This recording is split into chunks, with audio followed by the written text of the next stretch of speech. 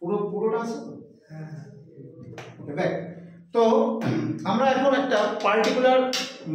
টাইপের সাম করব, যেটা কিন্তু আমাদের সিবিএসসি বল, আইএসসি বল, ওয়েস্ট বেঙ্গল বোর্ড বল, সব বোর্ডে কিন্তু এই প্যাটার্নের সাম আমাদের আসে। কেমন ধরো, বললাম equation of a line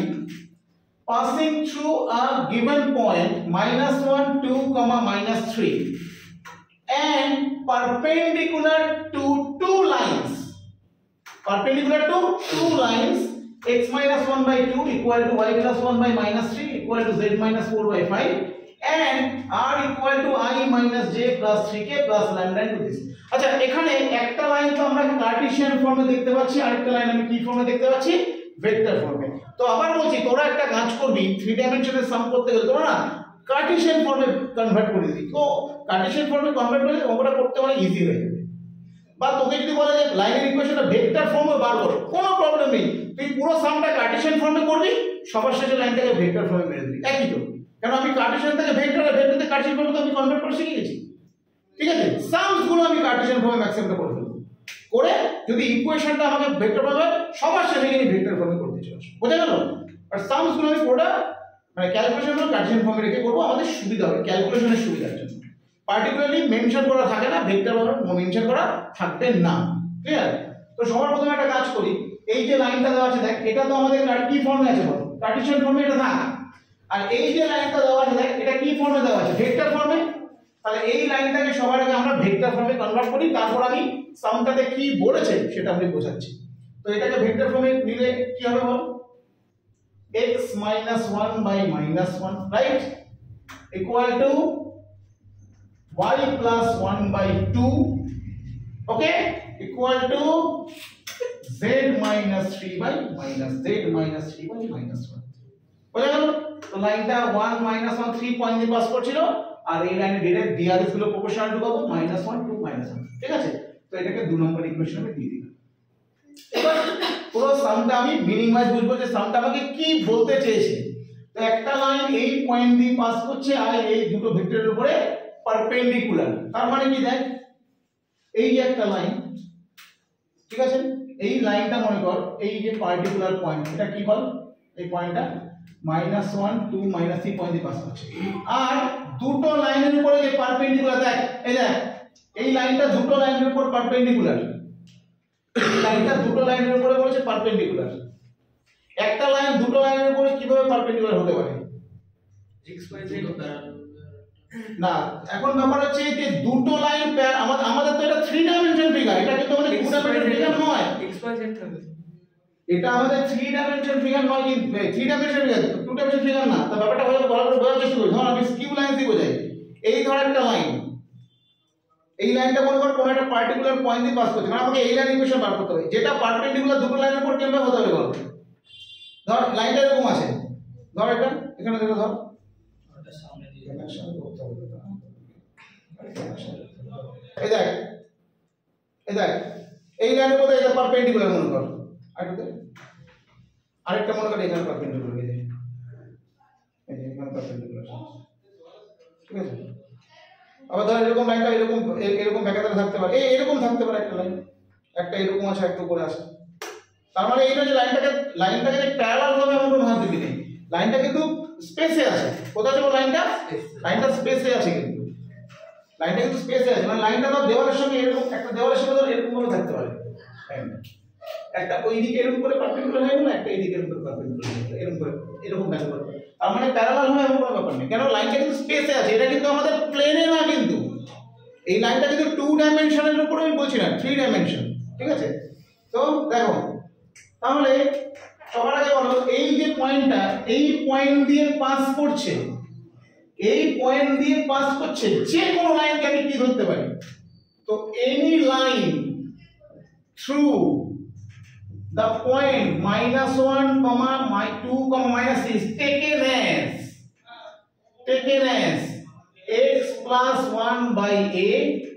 equal to y minus 2 by b equal to z plus 3 by c, and the unknown terms are a b c. What are this abc? abc টা কি? abc হচ্ছে এই লাইনটার ডিরেকশন রেশিওস, ভালোভাবে বলতে গেলে the direction ratios of the lines are proportional to a b c clear পাশে একটু লিখে দিচ্ছি আমরা যে a the DRS of the line are proportional to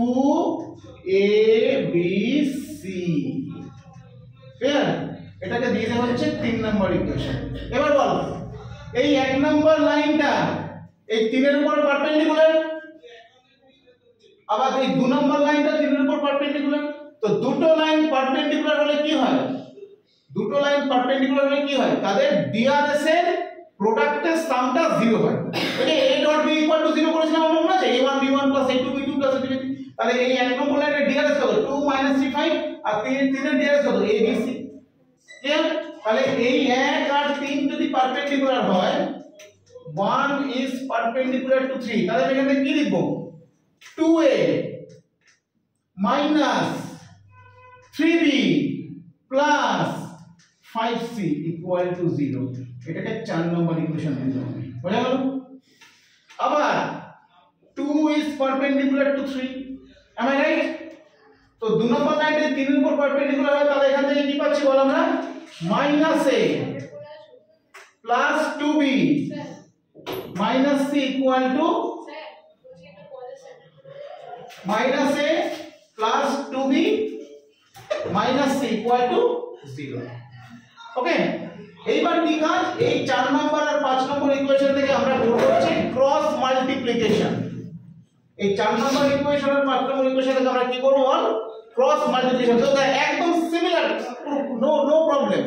তো 4 আর 5 থেকে ক্রস মাল্টিপ্লিকেশন করছি আমরা কি পাচ্ছি বল a by b by c by cross multiplication আসলে সবার মনে আছে তো a এখানে চেপে দেব তাহলে coefficient -3 into -1 that is 3 minus 2 into 5 that is 10 b নিলে কত বল নিচ থেকে 5 into -1 -5 তারপর 2 into -2 মানে +2 c নিলে 2 into 2 4 minus -1 into -3 মানে 3 আর কি ওকে তাহলে কত হচ্ছে বল এখান থেকে a by -7 equal to b by -3 equal to c by 1 ওকে আচ্ছা a b c তো এই লাইনটার ডিআরএস ছিল মানে the DRS of the line are proportional to ABC আচ্ছা তাহলে কি বলতে পারি the DRS is proportional to -7 -0 একই তো ব্যাপার মানে তুই কিছুই না তুই a এর জায়গায় -7 বসিয়ে দিবি এখানে b এর জায়গায় -3 বসিয়ে দিবি c এর জায়গায় কত বসিয়ে দিবি 1 মানে অ্যাকচুয়ালি এই যে ABC ABC জায়গায় তো সিম্পলি -7 -3 আর 1টা আমরা বসিয়ে দেব আচ্ছা আমি ভদ্রভাবে বসাচ্ছি ধর এটা ইকুয়াল টু লিখলাম আমি সামথিং ল্যামডা কত লিখলাম আমরা ল্যামডা যেখানে ল্যামডা নট ইকুয়াল টু 0 তাহলে a ইকুয়াল টু কত -7 ল্যামডা b ইকুয়াল টু কত -3 ল্যামডা c ইকুয়াল টু কত ল্যামডা তো এই a b c সোজা নিয়ে গিয়ে আমি এইখানে বসিয়ে দেব এখানে বসিয়ে দিলে আমরা কত পাচ্ছি বল x plus 1 by -7 lambda y minus 2 by -3 lambda z plus 3 by lambda দুই থেকে lambda lambda ক্যান্সেল করে দাও আর x plus 1 by -7 next y minus 2 by -3 তারপরে z plus 3 by 1 তোমরা কিন্তু ল্যামডাটা ক্যান্সেল করলে because lambda not equal to 0 আমি কিন্তু লাইনের সিমেট্রিক ইকুয়েশন লেখানোর সময় ল্যামডাটাকে ল্যামডা কিন্তু যে কোনো স্কেলার লিখেছিলাম এখানে নট ইকুয়াল টু 0 কেন কারণ এখানে যদি 0 হয়ে যায় তাহলে a0 b0 c0 তখন কিন্তু লাইনটার একটা আলাদা সিগনিফিকেন্স হয়ে যাবে হ্যাঁ না ডট না আলাদা একটা সিগনিফিকেন্স হয়ে যাবে লাইনটা সেজন্য এখানে এই জায়গাতে কিন্তু তোকে ল্যামডা নট ইকুয়াল টু 0 করতে হবে ঠিক আছে ওকে তাহলে এই হচ্ছে আমাদের লাইনের ইকুয়েশন বেরিয়ে গেল এবার এটাকে যদি আমরা সাইনিস ভেক্টর ফর্মে করতে চাই তাহলে এই লাইনটার ভেক্টর ফর্ম তাহলে কি হয়ে যাবে বল r equal to -i plus 2j minus 3k plus something lambda into -7i minus 3j plus এই হয়ে গেল ভেক্টর ফর্ম দিস ইজ এই প্যাটার্নটা কিন্তু one of the most important একটা প্যাটার্ন ঠিক আছে বুঝে গেল অফ করে